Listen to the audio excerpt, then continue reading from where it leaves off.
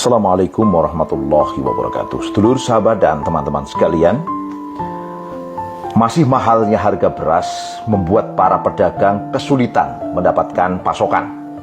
Kenaikan harga beras ini nyaris merata di seluruh wilayah Indonesia, termasuk di Jawa Timur yang merupakan salah satu lumbung pangan nasional. Di beberapa wilayah harga beras pun bahkan benar-benar naik secara fantastis. Pemerintah sendiri mengklaim bahwa pada periode 2019 sampai 2021 telah mampu melakukan swasembada beras. Ini klaim pemerintah ya. Hanya saja cuaca ekstrim yang terjadi pada periode 2022 membuat produksi dan cadangan pangan dalam negeri termasuk yang ada di gudang Bulog terus menipis. Hal ini diperparah dengan kebijakan menaikkan harga BBM yang salah satunya berimplikasi pada kenaikan harga pangan, termasuk di dalamnya adalah beras. Kondisi inilah yang membuat pemerintah ketar-ketir sebenarnya. Namun, alih-alih berusaha meningkatkan kapasitas produksi pangan dengan berbagai cara, pemerintah malah membuka keran impor. Ini yang sangat aneh. Sebagai dampaknya, diduga para mafia kembali berulah. Kebijakan impor dan fleksibilitas harga yang diterapkan pemerintah ini berpeluang dimanfaatkan oleh para mafia untuk mendapatkan keuntungan yang lebih besar. Modusnya, mereka mendorong beras Bulog berharga murah dan menimbunnya, termasuk beras yang dijual saat operasi pasar. Lalu pada saat yang tepat mereka lempar ke pasar dan menjualnya dengan harga berkali-kali lipat. Mereka pun tidak sungkan mengoplos beras sekelas premium dengan beras biasa, lalu mengemasnya seakan-akan beras berharga mahal. Ya Allah, parah ini. Pemerintah jangan gagap menghadapi situasi yang berulang terjadi ini. Padahal dampak kenaikan harga beras bagi masyarakat banyak, tentu tidak bisa dianggap remeh ini. Sebagai kebutuhan pokok utama, kenaikan harga beras pasti akan mempengaruhi pola pengeluaran keluarga, terutama keluarga prasejahtera yang pendapatannya sangat terbatas. Bahkan Bank Dunia menyebut tingginya harga beras menjadi salah satu penyebab bertambahnya penduduk miskin di Indonesia. Sementara itu, kemiskinan bisa memicu kerawanan sosial.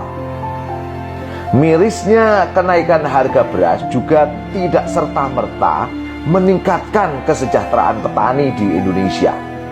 Kebijakan setengah hati pada sektor pangan membuat para petani selalu berhadapan dengan dilema. Apakah tetap mempertahankan usahanya atau beralih pada bidang yang tidak dikuasainya?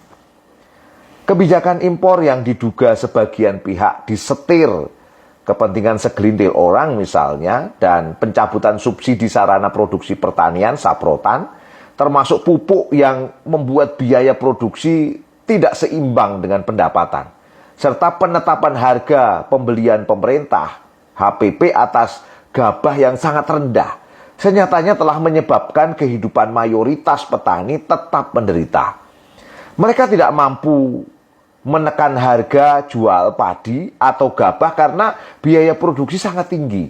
Sedangkan pada saat yang sama, mereka harus menghadapi dampak banjirnya beras impor yang harganya jauh lebih murah.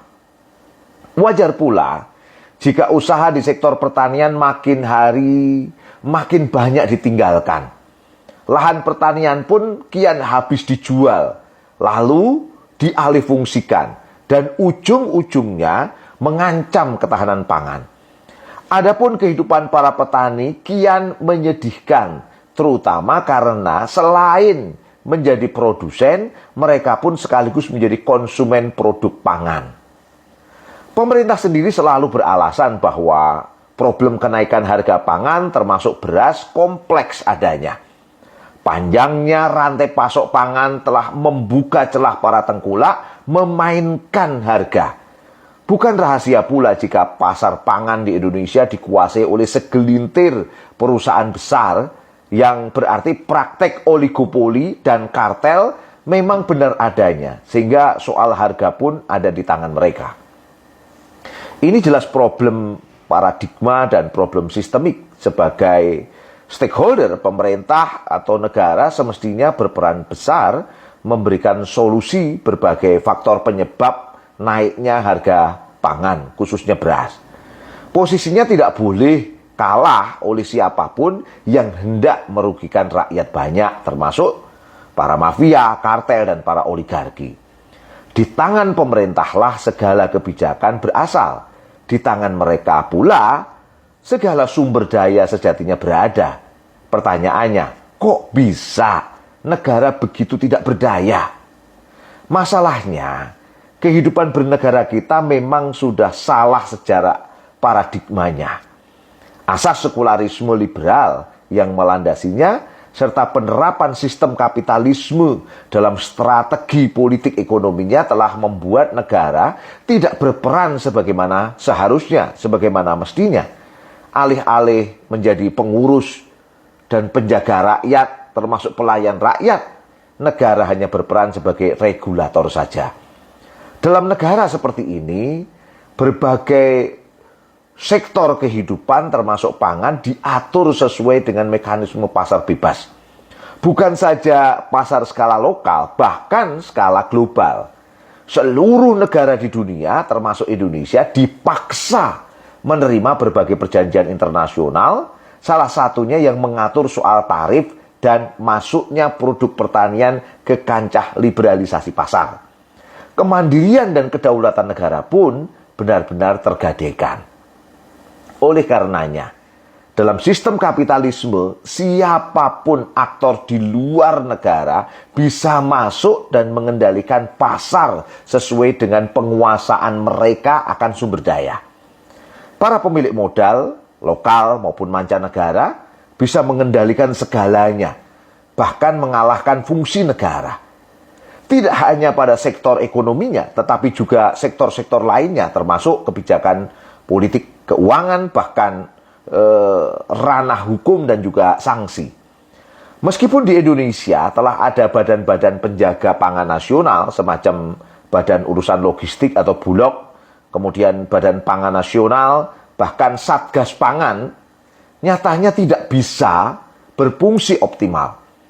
Adanya kisruh importasi pangan, termasuk beras, soal minimnya validitas data produksi dan kebutuhan pangan, semrawutnya harga pangan dan jumawanya kelompok mafia justru membuktikan bahwa fungsi lembaga-lembaga tersebut memang pantas dipertanyakan.